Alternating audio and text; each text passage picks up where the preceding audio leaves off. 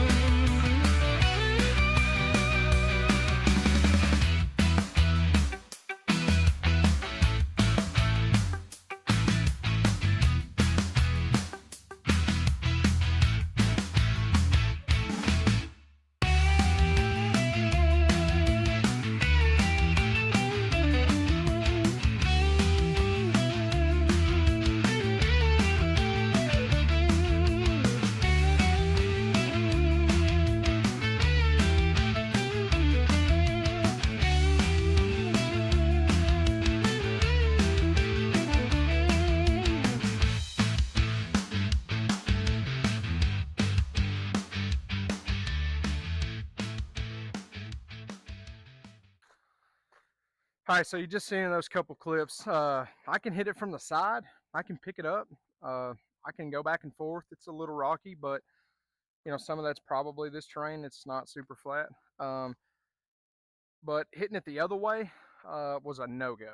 You could see I was lifting, and the rear of the machine closest to the V1000 was coming up, but the front was wanting to stay on the ground, and the back of the V1000 was really coming up. So definitely not the other way.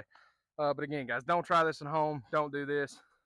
I was just out here playing around, got the crazy idea in my head, and I wanted to try it. So don't do that. You could get hurt, but now you know. Thanks for watching.